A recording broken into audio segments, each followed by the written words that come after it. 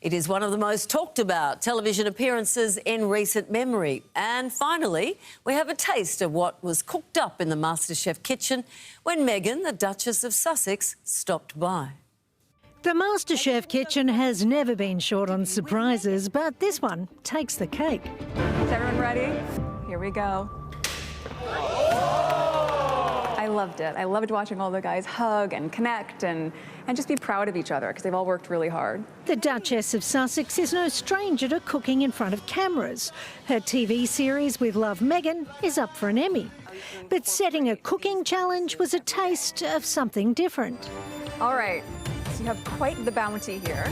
Really wanted to do things that gives you something to play with. So you have, of course, some citrus, you have lemons, you have macadamia nuts, some beautiful local Australian honey, Brussels sprouts. My kids eat Brussels sprouts. That's impressive. There aren't many other parents who could truthfully say their kids eat Brussels sprouts, but there are probably plenty keen to see just how Meghan fares in the high-pressure kitchen, this close to the pointy end of the competition.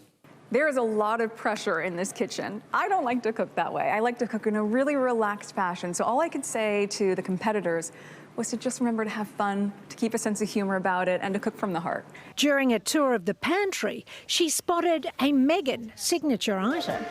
Some edible flowers. Edible flowers. Love that. A wise contestant might include them, as Meghan often did on her show. Flower sprinkles, if we must. It doesn't need to be big for a party. It's how you incorporate these practices every day. Food and cooking to me is really a love language. I think it's such a great way to connect. It's something that can feel sentimental and meaningful, and it's how I show my nurturing and love for my friends, family, and my kids. Meghan's episode will be plated up this Sunday. Squaddies, sit down, because we have to talk about what just happened in Australia. Meghan, Duchess of Sussex, walked into the MasterChef Australia kitchen, and by the time she walked out, she had done something the UK tabloid machine has spent 9 years insisting was impossible. She made people fall in love with her on site, in real time, with zero spin, zero narrative, zero royal correspondent standing outside a gate speculating about her mood. Just a woman, a pantry full of macadamia nuts and citrus, and a room full of finalists who, by their own account, could not believe their luck. And the tabloids? Dead silent, because there was nothing to twist. Let's get into it. Here's what actually happened. Meghan appeared as a guest on MasterChef Australia, setting a cooking challenge for the show's remaining finalists during one of the most pressure-heavy stages of the competition. Channel 10 News covered it as one of the standout television moments of the year, and honestly, they weren't exaggerating. This wasn't a staged royal engagement. This wasn't a 5-minute walkabout with a wave and a scripted smile for the rota photographers. This was Meghan doing what she actually does best, being warm, being present, and connecting with real people in a real setting, with real stakes for them. And the finalists felt it.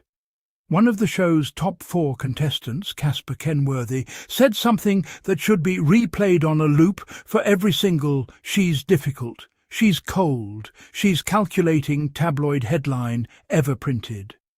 He said he never expected in a million years that she'd be the one stepping into that kitchen, and that she instantly became one of their favourite judges because she was genuinely curious about what they were doing and wanted to actually talk to them.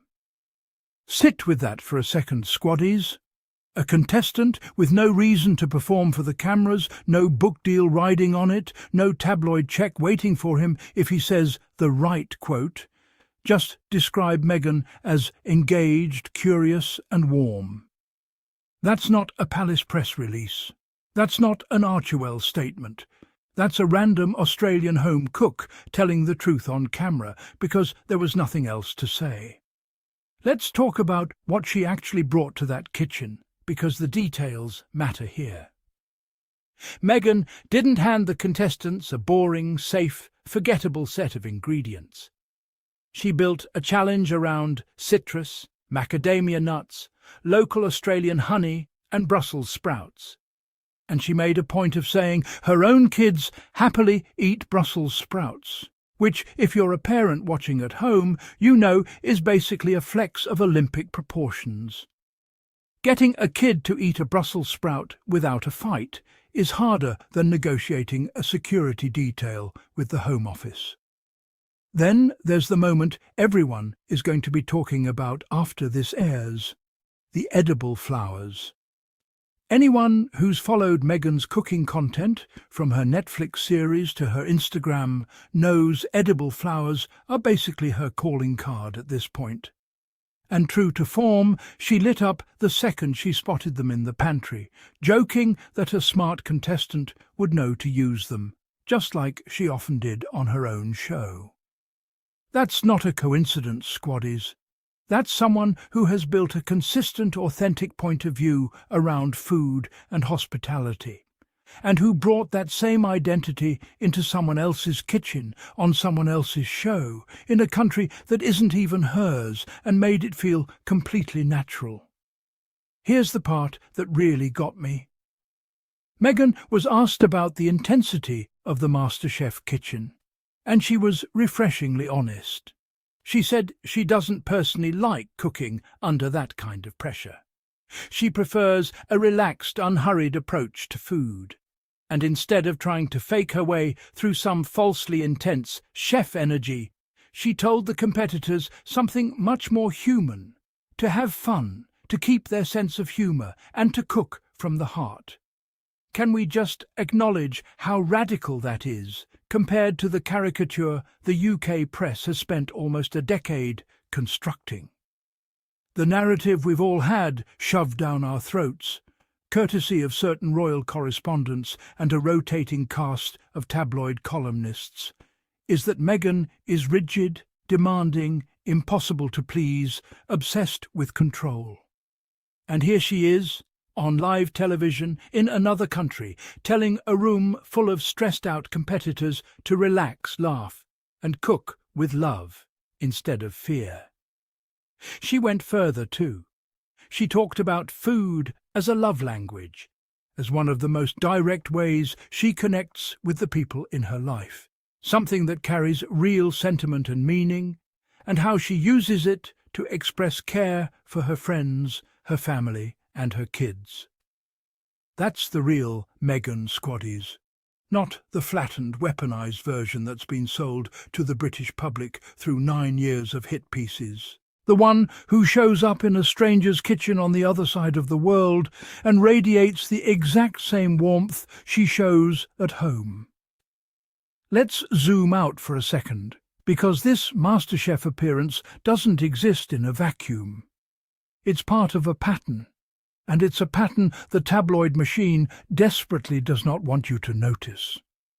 Every single time Meghan steps into a room without palace stage management, without a rota photographer cherry-picking the most unflattering frame, without a headline writer waiting to twist a neutral comment into a scandal, people like her. Consistently, repeatedly. Whether it's Invictus Games attendees, WHO staff in Geneva, or now a kitchen full of Australian home cooks fighting for a MasterChef title, the reaction is the same: warmth, curiosity, connection. And every single time that happens, it becomes just a little bit harder for the UK tabloid narrative to survive contact with reality.